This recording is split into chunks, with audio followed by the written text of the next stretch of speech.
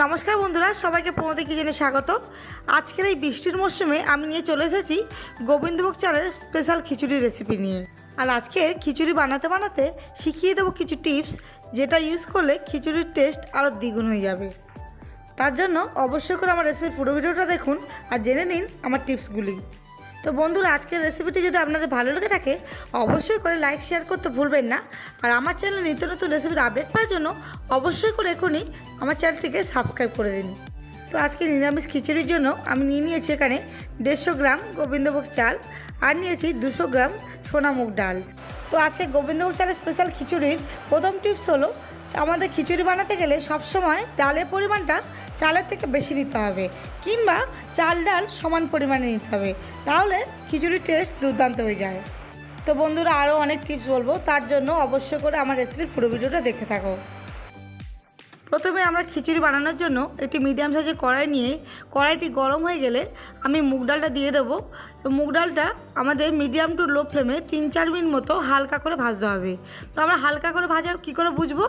এটা যখন কালারটা চেঞ্জ হয়ে যাবে ডালের এবং খুব ভালো একটা সুগন্ধ বেরোবে, তখনই আমাদের বুঝে নিতে হবে যে ডাল ভাজাটা কমপ্লিট হয়ে গেছে।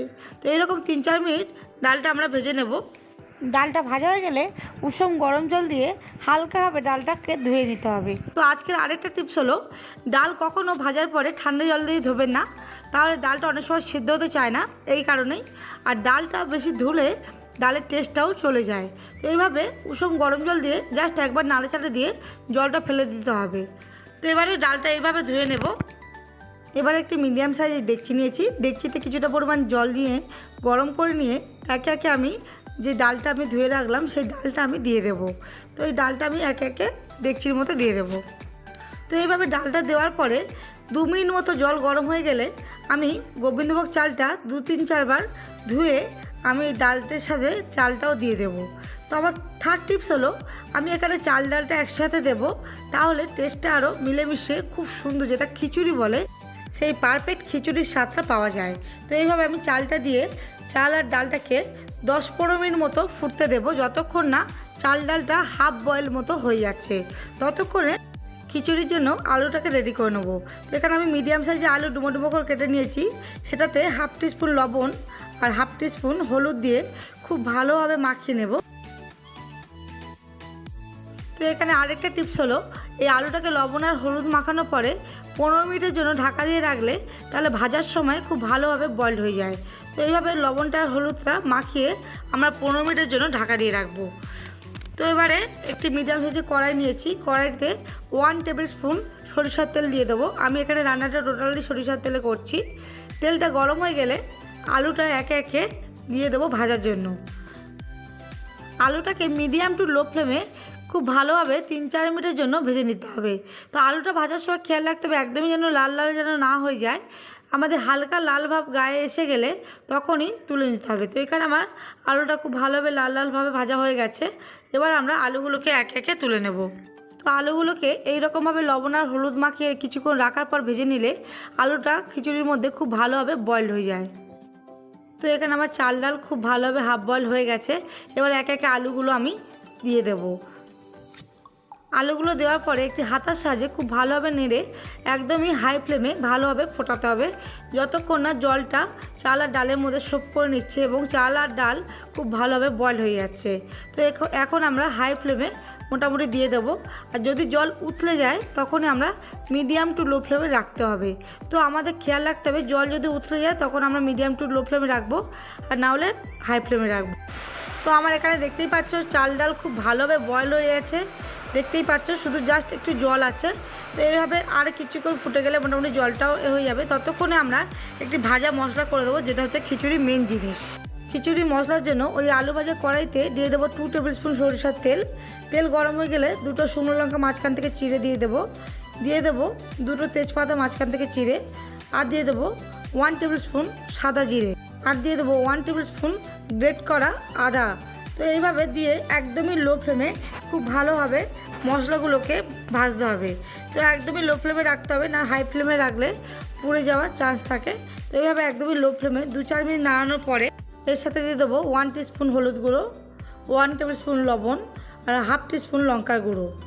দিয়ে আবারও লো ফ্লেমে খুব ভালোভাবে মশলাগুলোকে কষাতে হবে। আর কষানোর সময় দিয়ে দেবো 1 কাপ মতো গ্রেট করা টমেটো। তো টমেটোটাকে গ্রেট করে দিতে হবে, তাহলে টেস্টটা আরও দুর্দান্ত হয়। এই কষানোর সময় দিয়ে দেবো 1 টিস্পুন চিনি, আর দিয়ে দেবো কিছু কাজু আর কিশমিশ আমি 2-4 মিনিট ভিজিয়ে রেখেছিলাম, সেটা দিয়ে দেবো। এইভাবে 2-4 মিনিট মতো একদমই লো ফ্লেমে কষানোর পরে যখন টমেটোটা খুব ভালোভাবে বয়েলড হয়ে যাবে এবং মশলা থেকে তেল ছেড়ে দেবে, তখনই বুঝে নিতে হবে আমাদের মশলাটা কষানো কমপ্লিট হয়ে গেছে। তো এইভাবে মশলাটা কষিয়ে নেব। তো কষানোর পরে এবার দেখতেই পাচ্ছ আমার চাল আর ডালটা খুব ভালোভাবে বয়েলড হয়ে গেছে। এবার মশলাগুলো একে একে চাল ডালের মধ্যে দিয়ে দেবো। এবার একটা হাতার সাহায্যে চাল ডালের মধ্যে খুব ভালোভাবে মশলাগুলোকে মিশিয়ে দিতে হবে। খেয়াল রাখতে হবে চাল ডালের মধ্যে সমস্ত মশলাগুলো যেন মেশানো হয়। তো এইভাবে চাল ডালের মধ্যে মশলাগুলো মেশানো হয়ে গেলে উপর থেকে দিয়ে দেবো 2 টেবিল স্পুন গাওয়া ঘি, আর দিয়ে দেবো 1 টেবিল স্পুন মতো গরম মশলা দিয়ে হালকাভাবে চাল ডালের মধ্যে খুব ভালোভাবে মিশিয়ে দেবো। খুব ভালোভাবে মেশানো হয়ে গেলে এটাকে এবারে 10 মিনিটের জন্য একটু ঢাকনা চাপা দিয়ে একদমই লো ফ্লেমে রেখে দিতে হবে। তো 10 মিনিট পরে আমার রেডি হয়ে গেছে। দেখতেই পাচ্ছ খিচুড়িটা অলরেডি কমপ্লিট হয়ে গেছে। এবার আমরা গ্যাস ওভেনটা অফ করে দেবো। একটি হাতের সাহায্যে খুব ভালোভাবে তলা থেকে নাড়াচাড়া দিয়ে দেবো। দেখতেই পাচ্ছ চাল ডাল খুব ভালোভাবে বয়েল হয়ে গেছে, আলুও খুব সুন্দরভাবে বয়েল হয়ে গেছে, আর খুব সুন্দর কালারও এসে গেছে।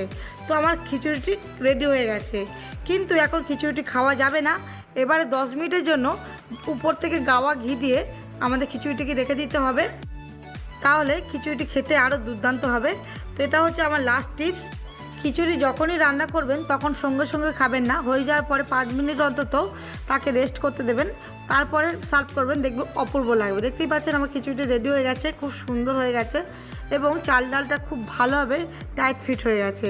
তো বন্ধুরা আমার দেখতেই পাচ্ছ খিচুড়ি রেডি হয়ে গেছে।